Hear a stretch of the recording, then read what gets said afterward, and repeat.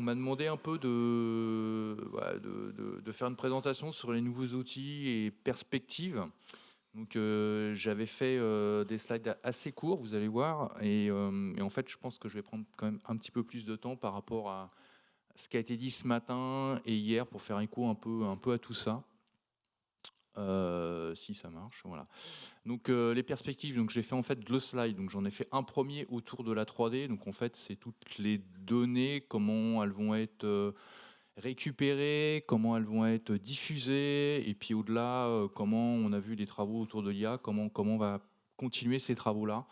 Donc je vais passer par le premier. Donc tout ça, ça va faire aussi écho à ce qu'on avait appelé voilà, le devenir de la 3D tech, comment ça se passe dans cet écosystème. Donc tout ça, c'est un peu ces discussions-là qu'on va essayer de voir dans la perspective. Donc déjà, dans un premier temps, c'est qu'on va essayer de récupérer tous les outils, ou en tout cas de s'appuyer sur les outils qui ont été faits au travers du projet École Plus pour pouvoir, pouvoir améliorer les choses. Donc, un des premiers points, et on l'a vu enfin, hier et aujourd'hui, c'est qu'on a beaucoup de numérisation 3D qui sont effectuées soit au MNHN ou qui sont effectuées sur les collections du MNHN. Pas forcément au MNHN d'ailleurs, hein, des fois, est-ce qu'il y a aussi des prêts.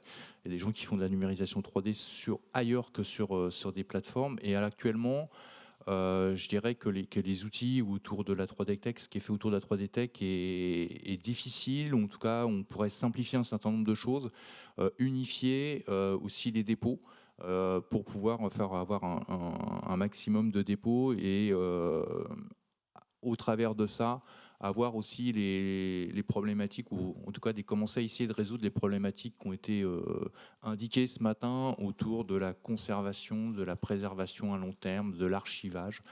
Je pense que c'est des termes qu'il faudra bien définir, parce que voilà, donc c'est des sujets un peu techniques, et derrière ces mots-là, tout le monde n'a pas la même vision.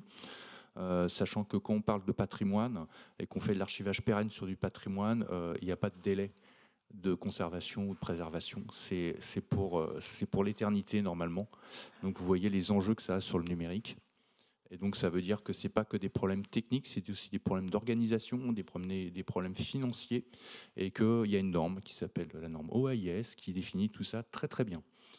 Donc voilà, ça c'est la parenthèse. Donc on va essayer de travailler là-dessus. On l'a déjà dit aussi qu'on a commencé à répertorier au travers d'étudiants qui ont fait ce travail qui est un peu ingrat, de récupérer, d'essayer d'organiser toutes les numérisations 3D qui ne sont pas dans la 3D Tech actuellement et qu'il faudrait faire rentrer. Donc voilà, donc tous ces travaux-là, tous ces outils d'amélioration, je dirais, d'entrée des documents numériques 3D, c'est ce qu'on va essayer d'améliorer ça dans un futur proche, c'est-à-dire cette année, mais aussi les années suivantes. Donc ça, c'est vraiment pour l'entrée. Après, une fois qu'on a rentré ces documents, enfin qu'on va avoir ces numérisations 3D, bien évidemment, il va falloir, et quand je dis entrer des documents, ça veut dire aussi les politiques, qu'est-ce qu'on doit rentrer, quel type de fichier, enfin toutes ces questions-là, il faut qu'elles soient abordées à ce moment-là. Et après, c'est effectivement comment on va améliorer la visualisation, la médiation, la valorisation et le signalement de ces données 3D. Parce qu'effectivement, ces données ont un coût, sont importantes, et je pense que c'est important de valoriser ces documents-là et ces fichiers-là. Donc on a plusieurs pistes, hein, puisqu'on a effectivement la piste, il faut que ça soit visualisé, ce qu'on l'a déjà dit au travers de École Plus, dans EcoleNat, mais dans le futur Science ou dans Science actuellement, d'avoir une visionneuse 3D, d'utiliser MorphoSource comme ça a été dit aussi. Donc en fait, ici, c'est essayer de réfléchir à quel processus et quel cycle on va donner à ces numérisations 3D, et d'essayer de faire ça bien évidemment le plus facilement possible et le plus automatiquement possible. Encore une fois, pour aider tous les opérateurs qui travaillent autour des données numériques. Quand je dis aussi amélioration de la valorisation initialement, on a vu aussi qu'il y a des demandes, hein, notamment de récupérer, parce qu'en fait on donne souvent à visualiser des modèles qui sont des modèles simplifiés, et que derrière on peut avoir des données notamment tomographiques, on peut avoir des données qui sont très lourdes, et c'est aussi comment réfléchir à faciliter cet accès à ce qu'on appelle, moi ce que j'appelle les masters, donc les données lourdes qui sont voilà, qui peuvent pas être visibles au travers le web, mais il faut avoir soit des ordinateurs, enfin il faut télécharger les données sur ces ordinateurs et avoir des ordinateurs puissants avec des logiciels spécifiques. Donc voilà, mais c'est aussi comment donner facilement accès à ces masters-là, voilà, je dirais qu'on a les droits de le faire, hein, bien évidemment, parce qu'il y a aussi des problématiques d'embargo et ce genre de choses. Donc voilà, donc ça c'est aussi travailler là-dessus pour avoir des processus simples, encore une fois automatisés, qui ne demandent pas à dire à chacun, à faire un travail humain qui est complexe et surtout qui prend beaucoup de temps. Et au-delà, le troisième, c'est au-delà de École Plus, et on a vu qu'il y a pas mal de travaux, mais plutôt d'expérimentation, où voilà, on ouvre des pistes autour de l'IA. Et là, ça va être la vraie question, c'est de savoir comment on va continuer ces travaux-là, parce qu'on pense, pour être très honnête, que on n'aura pas fini après le projet École Plus, donc il faudra trouver des moyens à la fois financiers, enfin surtout financiers et humains, pour pouvoir continuer ces travaux-là et pouvoir surtout les utiliser au travers des différents outils qu'on va utiliser, donc que ça soit Recallnat, que ça soit les outils qu'on va utiliser aussi. On a parlé de plugins pour des logiciels de traitement de numérisation 3D, enfin de post-traitement. Voilà, c'est comment réussir l'essai en fait, hein. Donc ça va être des vrais sujets qu'on va essayer d'adresser.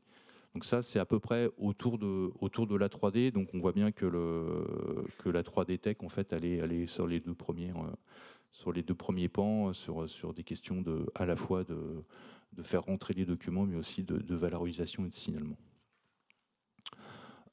Et la perspective, donc là c'est au-delà, donc vous auriez dû avoir la démonstration du data hub, mais voilà, la perspective, donc là c'est au-delà des données 3D, donc on a vu que les données 3D pouvaient être croisées avec d'autres choses, donc on revient à ce fameux notion de spécimen étendu. Donc ça c'est un petit schéma qui avait été fait, un petit dessin qui a été fait il y a plus de 3 ans, je crois, par Gildas. Je ne l'ai pas cité, mais voilà, je le cite oralement. Donc voilà, en fait, donc on a commencé. Donc là, c'est vraiment côté collection. Encore une fois, les perspectives sont vraiment. J'insiste sur les gros travaux qu'on va avoir en entamé. Il y a plein d'autres choses qui vont se faire, notamment aussi côté recherche. Je pense qu'il y a plein de choses. Et là, je suis pas. Voilà, je suis pas au fait et je suis pas voilà, je peux pas trop vous en parler.